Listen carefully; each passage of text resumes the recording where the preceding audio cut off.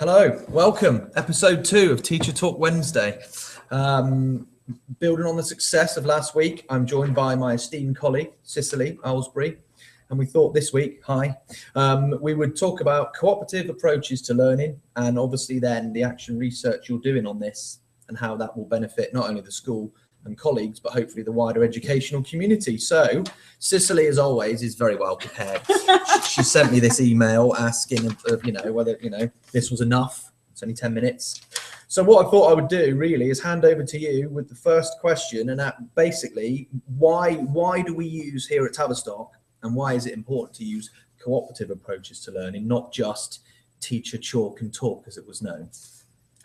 Okay, so cooperative learning, why? I think the big thing that we need to be able to talk about is engagement. The whole reason why we're using these teaching and learning techniques in the classroom here is to be able to help the kids become not only better students, but also to become better people overall. Okay. Yeah. I like it. Yeah. I'm torn between looking at the screen, the camera, and you. I'm not quite sure. I'm not really very good on camera. So just give us an idea of sort of the types of things we're doing here at Tavistock and what you're doing in your role with your group of sort of staff you're working on in our improvement team, what we're trying to achieve. Okay, well, I think we're trying to be able to teach kids a couple of different things. We're trying to teach them about the cooperative values and what it means to be a person that's able to be things like self-responsible, that they're able to help themselves, that they're able to live in a democratic society and value things like equity and equality, which I think as teachers we would naturally try to be able to do. But by using cooperative learning techniques, you're able to help promote those and promote the underlying learning values to be able to create the well-rounded individual we're aiming for. Thank you. And so why is it important though that we don't have what's called the hogs and logs in the class? So the hands up, you've always got the same students answering, and then you've got the passive students. Why is it important to engage all learners? Well, if you think about it, if you only have the exact same students answering the exact same questions, then you can only assess their learning. And then you can get the people sitting at the back that aren't responsible for their own learning, that they're not there to help themselves with their own learning techniques, that they don't have simultaneous participation and equal participation, and therefore they can become the hogs on the logs. They can sit back and let the other people take care of their learning, which just isn't a reality in today's world. Okay, I like it. I like it. What I wouldn't mind doing one day is coming back and filming you teach. Ooh. And also using some of the teaching and learning techniques and actually demonstrating them. We like that. Okay, we'll go there. What I'd also like to do is ask you to guest blog, because I know that certain colleagues would like to steal the 3, 4, 5, 6 free downloadables. I'm sure you'd like to share resources, PowerPoints, etc. So we'll do that at the same time.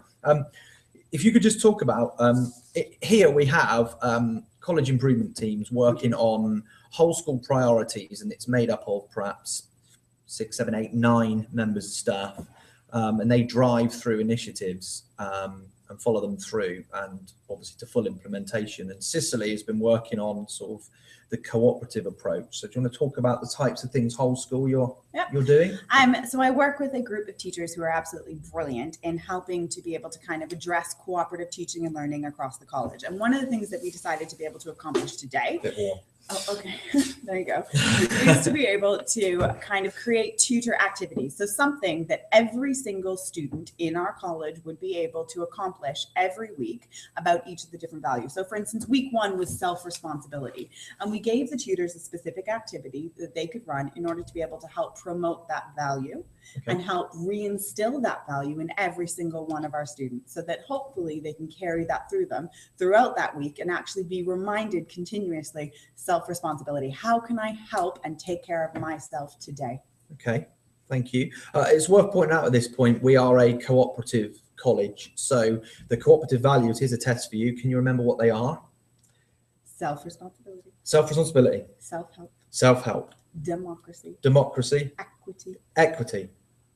Equality. Equality. Yeah.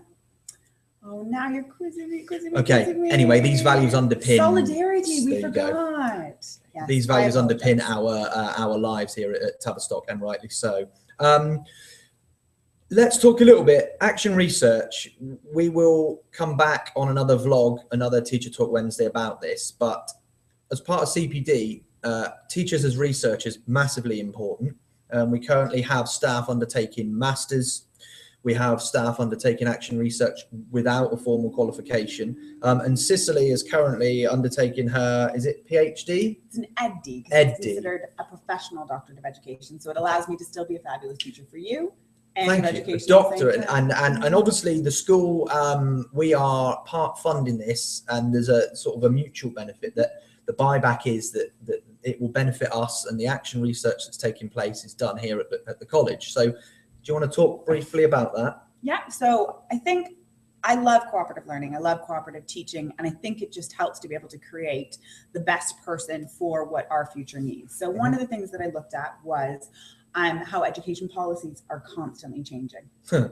Yeah, I'm sure that's the same in every country, although this one is, yeah, okay, interesting. It's a bit remarkable. So I've called this education policy churning because it's one policy after another. So it's kind of, you know, it's a big churning. Yeah, it is. The policy. It is. Now, as teachers on the front line, we have to be able to accommodate all of these different policy changes. We do. We do. That's a challenge. Note of them, and it is a massive challenge, particularly in order to be able to make sure that you're upholding Ofsted's policy standards and their expectations for what teaching should look like in the classroom, and then also what learning should be like in the classroom. Okay. All right. So one of my lovely pieces of research was to be able to kind of look at how cooperative learning is able to promote positive outcomes based on education policy churning, almost as a way of coping with these policy changes. Therefore, there isn't necessarily that much change that might happen in the classroom, but it is able to manipulate itself to meet the Ofsted requirements. Okay, and is this going to be published? Hopefully. And I'm trying to get Cicely on Twitter as well, so you can all follow her. Yes. And she's also been invited to present at a conference in Denmark. Yes, in Copenhagen in October with the IAESCE. And I'll be showing her how to set up a live feed so we can all see it as well. Exactly. Is there anything you'd like to add? I know these are quite brief. Cicely will guest blog on my blog all about the cooperative approaches to learning here at Tavistock and the benefits it has to our students with some examples. And also she will hopefully put on a few free downloadables for some freeloaders out there. It's all good to share. Oh yeah, sharing is caring. So sharing is caring. So one of our cooperative values. There you go. Thank you, Cicely. Thank you. It's been a pleasure. I'm going to invite you back. Happy to come back. Thank you for tuning in, everyone. See you next week. Bye. Bye. Oh, hang on, find the stop button.